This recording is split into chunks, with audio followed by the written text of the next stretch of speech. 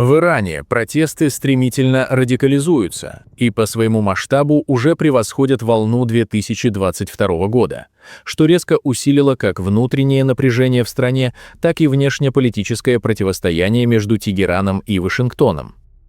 На фоне массовых выступлений, отключения интернета и сообщений о применении силы, ситуация все чаще описывается как системный кризис, в котором уличная динамика переплетается с прямыми угрозами и заявлениями лидеров США и Ирана.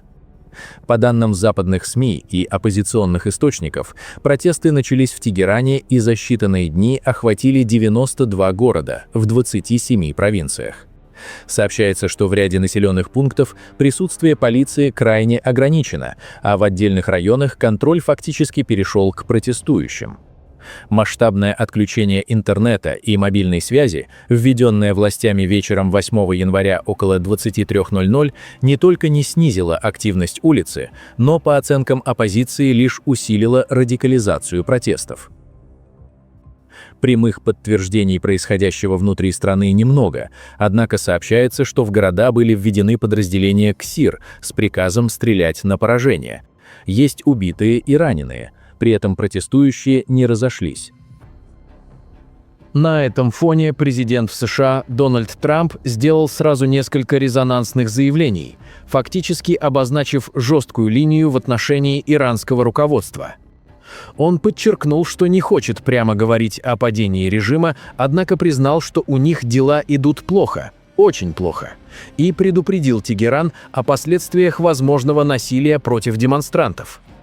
«Я сообщил им, что если они начнут убивать людей во время протестов, мы нанесем им очень тяжелый удар», заявил Трамп, добавив, что США очень внимательно следят за этим и что иранской стороне очень решительно сказано: если они убьют протестующих, им придется расплачиваться в аду. При этом он отметил, что не может напрямую возложить ответственность за гибель людей на конкретных лиц, указав, что часть погибших могла стать жертвами давки в толпе. Отдельно Трамп прокомментировал тему иранской оппозиции и фигуру наследного принца, заявив, что видел Резу Пехлеви и считает его хорошим человеком, но не уверен, что на данном этапе это подходящая фигура для руководства Ираном. «Я думаю, что Пехлеви на данном этапе не является подходящим вариантом для руководства Ираном», подчеркнул он, дистанцируясь от прямой поддержки конкретной альтернативы действующей власти. Ответ Тегерана оказался жестким и демонстративным.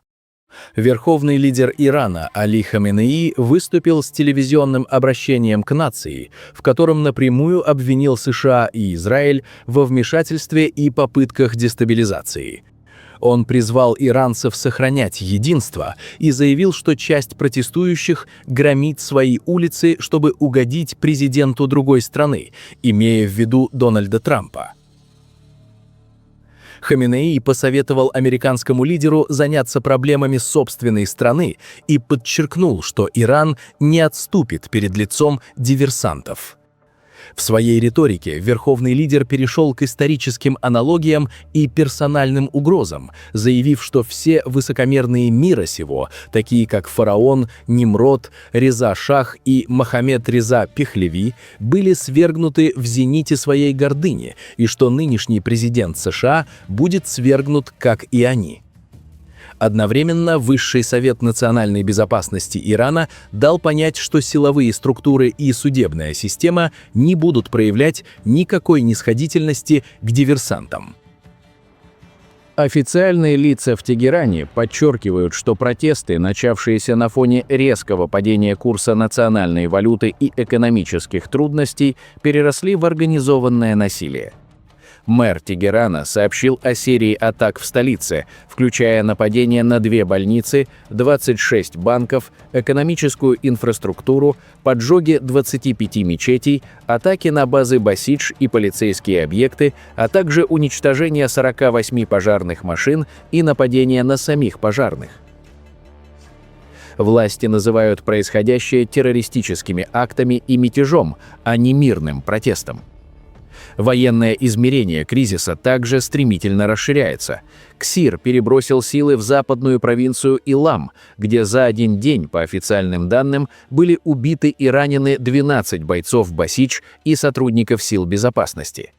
Генерал Радан заявил, что до последнего человека все участники беспорядков будут наказаны, подчеркнув разницу между протестом и мятежом. Спецподразделение КСИР «Саберин» было переброшено по воздуху, а корпус стражей получил разрешение на развертывание сил в районах, где у мятежников имеется огнестрельное оружие. Арабские СМИ на этом фоне утверждают, что Иран фактически активировал режим полномасштабных боевых действий. Сообщается о повышении уровня противовоздушной обороны по всей стране, включая объекты, связанные с ядерной и ракетной программой. Тегеран, Исфахан, Шираз, Джаск, Ас-Салуе и остров Харк обозначаются как ключевые оперативные центры. А послание Тегерана сводится к тому, что в стране не осталось районов без прикрытия ПВО. На фоне внутреннего кризиса усиливается и внешний фактор. Министр иностранных дел Ирана предупредил, что в случае повторного нападения США и Израиля Иран нанесет им очередное поражение. Президент Ирана, реагируя на заявление Трампа, заявил, что те, кто совершает геноцид в регионе, говорят нам: «Вы не должны причинять никому вреда», добавив, что нестабильность на Ближнем Востоке является следствием действий тех, кто бомбит людей, женщин и детей, а затем говорит о демократии. Параллельно в медиа активно обсуждается возможная роль Израиля. По данным израильского телевидения, Иерусалим пока не намерен напрямую вмешиваться в происходящее и будет ждать, пока инициативу возьмут на себя США. При этом ранее сообщалось о масштабной переброске американской авиации на Ближний Восток, десятков самолетов воздушной дозаправки и тяжелых транспортных Си-5 и Си-17 Globemaster с баз в США и Великобритании. Британская пресса писала о приземлении как минимум 14 Си-17 и 2 AC-130J Ghost Rider на базах королевских ВВС, однако официальных комментариев от Пентагона и Минобороны Великобритании не последовало. Аналитики проводят параллели с аналогичной переброской, предшествовавшей ударам по иранским объектам в прошлом году. В то же время Bloomberg указывает, что венесуэльский сценарий быстрой смены режима в Иране вряд ли сработает. Издание подчеркивает, что сочетание военной, экономической и дипломатической устойчивости Ирана, а также опыт противостояния санкциям, делают страну куда более сложной целью, а прямое вмешательство может лишь усилить региональную эскалацию и антиамериканские альянсы. Информационное пространство вокруг Ирана остается крайне хаотичным. Появляются противоречивые сообщения о якобы поставках России ракетных комплексов «Искандер», о вывозе золота из страны российскими грузовыми самолетами и о подготовке режима к возможному падению. Заявления, которые официально не подтверждены и вызывают споры даже среди западных политиков. На этом фоне поступают многочисленные видео из Тегерана и Мешхеда с горящим транспортом, поджогами полицейских объектов и отсутствием полиции на улицах, что порождает самые разные интерпретации от распада вертикали власти до концентрации силовиков для решающего подавления. В результате противостояние между Дональдом Трампом и Али Хаминеи постепенно выходит за рамки риторики и все больше становится ключевой осью кризиса, где уличные протесты внутри Ирана, давление США и фактор Израиля складываются в единую, крайне нестабильную конфигурацию.